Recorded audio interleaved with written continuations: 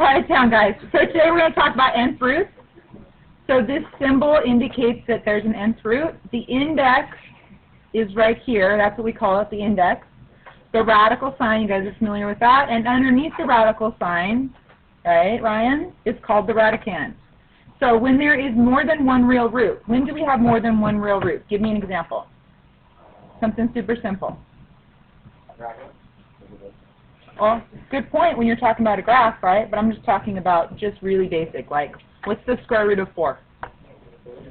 No. Plus or minus 2, right? So that's when you have more than one real root, plus or minus 2. The blank root is called the principal root. Which one would you think would be called the principal root? No. The non-negative root is the principal root. Yeah, with the other one. Okay, so let's talk about even roots. Okay, so this is pretty abstract, right? So if you have the square root of b to the nth degree, if b is greater than 0, let's put in the real root. So let's make the root or the index 4. If the fourth root of, let's pick something we know. How about 8?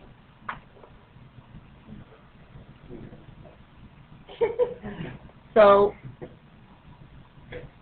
what to the fourth power makes 8?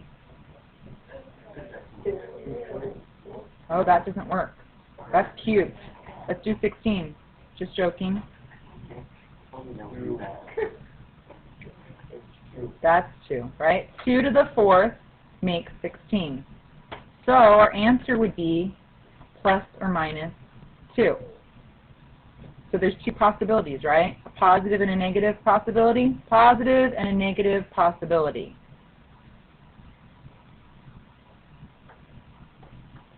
All right. What if b is less than 0? So let's use the same thing. Index of 4. Let's make it negative 16 this time. What happens with that? Not absolute. It's imaginary, right? So this is no real root. And on a test, if you told me that it was plus or minus 2i, I would say that'd be thinking outside of the box, right? Those are imaginary roots. Okay. I think that's more correct. Your book is going to say no real root. All you have to do is write no real root. Okay, so odd. Let's talk about an odd function. I keep saying function. An odd index. So what do we know? Let's use that 8 again. So the cubed root of 8 is 2 cubed. No, not plus or minus 2. Because there is no ambiguity here, right? We already know 2 times 2 times 2 is 8. We also know that negative 2 times negative 2 times negative 2 is negative 8. So when you've got odd indexes, there is no plus or minus. It's just, it's plain and simple. It's right there in front of your face. So the only time you have to think about it is when it's an even root. Okay? So this is always going to be a positive. And then let's look at the negative. If you've got a cubed index and a negative 8, that answer would be negative 2 cubed, which is negative 2. See how that works? This is a negative. All right, and this one I've got where it's all in the same box, because if you've got 0 to the fourth, what's that? 0. And if I have 0 cubed, what's that? 0. So if b is 0, it's always going to be just one root, and that root is 0. One root, and it's always going to be 0. Questions on that?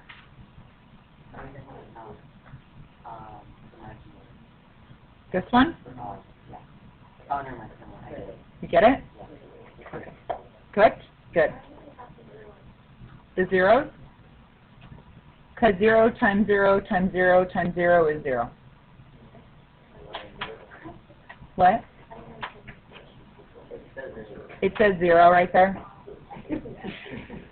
So underneath that column, that's the 0 column. See, that's what these columns are. Please stop talking. We're talking about when B changes. So when B is positive, these are our possibilities. When B is negative, these are our see how they're both negative? And when B is 0, these are our possibilities. Does that make sense now? Okay. So it's just a chart showing you the different possibilities. You want me to wait so you can copy more down? You good? You good? Okay. All right, so pencils down. I'm going to do these first. So plus or minus. If they give you plus or minus, that means they want a plus or minus answer. Okay? By default, this is always squared, right? So 81, okay, quiet, guys. I want to get to homework. 81 is 9 squared. Y to the 6th is, I'm going to write it out, and then I'm going to show you another way you can write it. But I suggest you write it out. Maybe not on your homework, you may get bored of writing it out, but definitely on a quiz or a test, you're going to want to write it out. Why do I say that you need to write it out? So that you don't make any errors, so that you can see what you're doing, because the easier they are, the easier it is to make errors. Do you believe me? I do it all the time. Do you know I make more errors in this class than I do in any of my other classes? Why? Because I'm less tired. Well, part of it's because I'm tired, but I've got this. I've done this. This is the 3rd time I've done it today. I make more errors after I've done it a few times. Okay? Makes sense? Why not? Okay, so I have y squared times y squared times y squared. Isn't that y to the 6th power? So I'm going to kick out my squares. I'm going to kick out a 9 and 3 y's. So my answer is plus or minus 9y cubed. Here's another one to the 6th root, or with an index of 6. 729, can you take a guess? No? 3. Good job. It's going to be a small number because a number to the 6th power jumps fast, right? Because 9, 3 times 3 is 9, right? That was a good guess. And then you check it and you'd be like, I'm right, right? You wouldn't try 2. Would 2 work? No. You'd try 3 and then you'd be correct. So 3 to the 6th power is 729.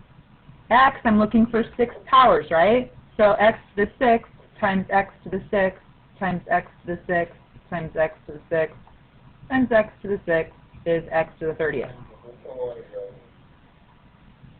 And y to the 6th times y to the 6th times y to the 6th is y to the 18th. You must have this step, or you could do this step. But you can't just have an answer column. This is 3 to the 6th, then it's x, how many times? 5 of them to the 6th power times y 3 times 6. You're going to make more mistakes this way, guaranteed. Totally. In fact, you know what? I had to force myself, Evan, to write it that way because it makes more sense to me to go to the 6th 5 times. To the 6th. It doesn't matter. It doesn't matter. Right? To me, this is I've got x to the 6th 5 times, so x comes out 5 times, and y comes out 3 times, and 3 just comes out. Right? Right. There's your answer right there. This format or this format is necessary. This with this just means you looked in the back of the book and wrote the answer down. Okay? All right, so negative square root of x minus 3 to the 12th is negative. All that negative sign is telling me it says opposite of whatever's in here. The negative has no effect on what's inside of that square root, right? That's really all it's saying is I've got this number and I'm going to take the opposite of it. So I've got negative x minus 3, this is by default the square root. So this is x minus 3 squared times x minus 3 squared times x minus 3 squared times x minus 3 squared times x minus 3 squared. Am I done? X minus 3 squared. 1, 2, 3, 4, 5, 6. I'm done now. So that means I have negative x minus 3 6 times. Okay? What about this one?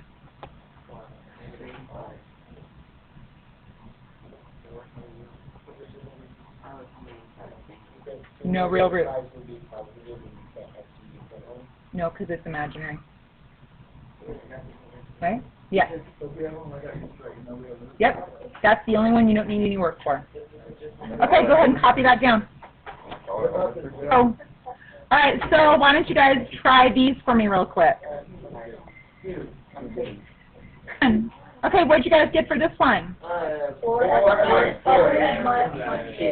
4x to the 4th. I was writing a smaller. Because it's x squared times x squared. You want me to do it? Yeah. So it's 4 squared, x squared, x squared, x squared, x squared. Yeah. Right? So there's your answer. Okay, what about this one? I'm good. Yeah, you're not good. Some number. It's 3.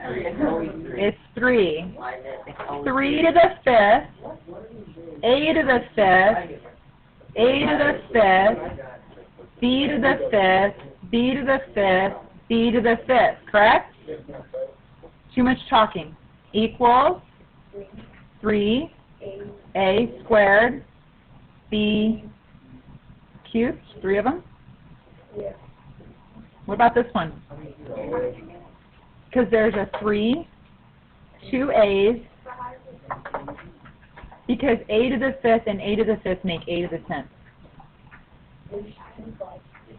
Yeah. Or you could write out 10 of them, but I don't want to do that. Okay? So I just write, okay, so Evelyn, whenever you see this root right here, that's what you're counting by. So the first thing I would do is I would say I've got an a to the 5th and another a to the 5th, because a to the 5th and a to the 5th make a to the 10th. Right? So that's the number you're looking for, so that's the number you start with. So for instance, if I said a to the 6th, I would automatically, the first thing that would come out of my mouth is a to the 5th. I've got an a to the 5th and one a left over. Okay? Make more sense? So it gives you the number. It gives you the number already that you're looking for. And if there's no number there, what's the number? 2. It gives you the number you're looking for. So this one I'm looking for 2. So, you see now? Yeah. So I have negative q cubed plus 5, 2 times, and how many more of these do I need? One more of them, right? Because one of them squared and another one squared makes all of them to the 4th, which equals negative q cubed plus 5. Whoever put in here q cubed was just being mean. Sometimes I think they do that just to make teachers get tongue-tied. Okay. Well, I made it, but it came from the book. Right? Why do q cubed? Why not r? That's not a tongue twister, right? So, what's this one? No real roots. Not just no roots, because there are roots, they're imaginary, so no real roots. Questions? All right, let's move on to, hold on, Ryan, what's your question? I don't get how it's simplify. So how would no real simplify it? Right. I know. I agree with you. I agree with you. The book sometimes looks very, I guess my word for it would be tunnel vision, right? if you're thinking that that's really 2i, you're thinking outside the box, right? But they're thinking, we're just talking about this section, only this section, which I don't really like that style. So I like your way better. Yes, Evan? If you divide the exponent that's inside the yes, house I by know. a certain number of Yep. exponents, I don't want to talk about that. Because people make mistakes that way. If you can do that, that's great, but you need to show it to me. Okay? With using division. I'll show you after, okay? Because that's a property, right? That's an exponent rule. But students tend to get confused with all the exponent rules. They start mixing them up, and then they start using them the wrong way. So I'd much rather write it out. Okay? But yeah, you're right. Good job. Okay, so let's use absolute value this time, just like when we started in the very beginning of the class, right, where we first started talking about. So this is to the square root. So 100 could be written 10 squared. X to the 10th, what am I going to write? X squared times x squared times 5x squared, right? 1, 2, 3, 4, 5. 5x squared. So when I simplify that, what gets kicked out? 10. And how many x's? 5. Well, x was originally to the an even power, right? Now it's odd. Odd powers can be negative. We don't want it negative, so we're going to make sure that it's an absolute value sign. So we just write the sign in. Yeah, you just write the sign in. Okay, so here, this one, this is also a square root. So 64 is really 8 squared, and y plus 1 is 7 squares. Yikes. Couldn't I just write that like this? 7 of them? Or I could write 7 to the second. Or I could write y plus 1 squared 7 times. I don't want to write it 7 times. You can. If this confuses you, I suggest you write it out. Yeah, it makes more sense to write it like that. Having so many numbers. Now, I wouldn't exactly say it makes more sense, Ryan. It just makes less writing, right? Okay. Okay. So, I'm going to write it out. Y plus 1 squared. Y plus 1, I'm just going to write them and then put the squares. I know. I wouldn't put something that big on the test to make you write it out, because I'm hoping some people are going to write it out. 1, 2, 3, 4, 5, 6, 7. There's 7. Now, really, in reality, how long did that take me? At the most 20 seconds to get it right. Okay. That's pretty good. You like that? Okay. Let's. Yeah, I'm gonna do a straight line. They're cheating with technology. No, I'm utilizing technology. There's 2 different things. Okay. So, as long as you can show your work. All right, so 8, how many y's plus 1s do I have? 7. We started with 14, we went to 7, therefore it needs to be an absolute value sign. Go ahead and write that down. Okay, so try these on your own. Okay, so what'd you guys get for this one? T. Not just T. Absolute value of T, right? Because you're really going from an even to an odd. Because T to the 1 is odd. Yes.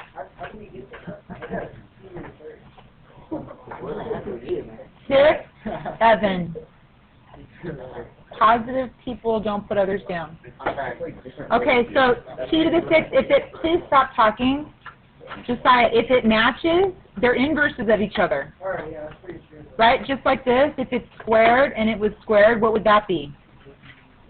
X. So T to the 6 under a square root sign is just T. Exactly, to make sure it's not negative. Hold on.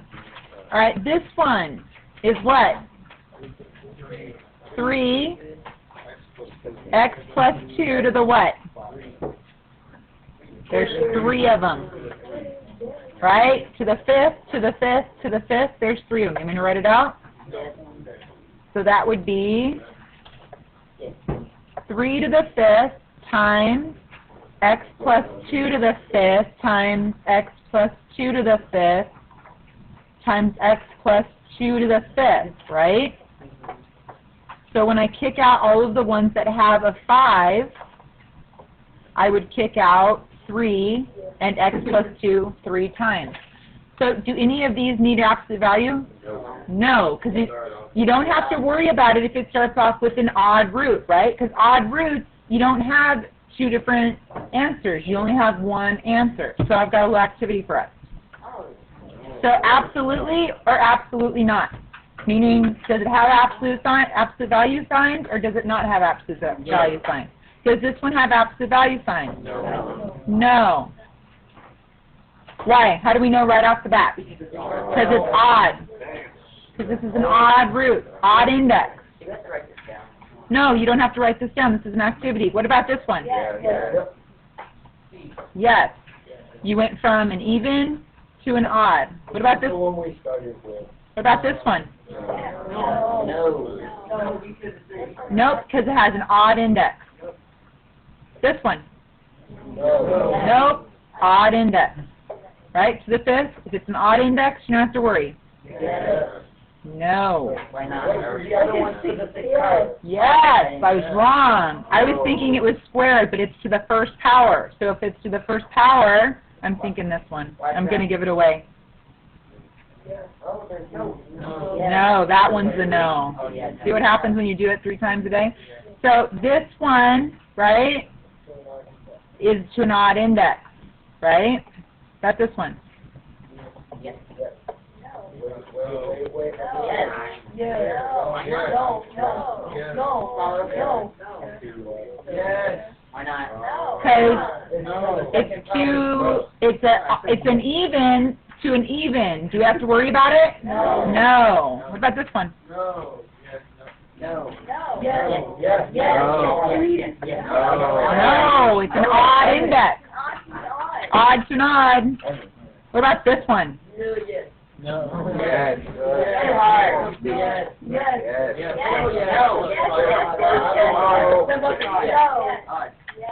Yes. X plus 5 squared.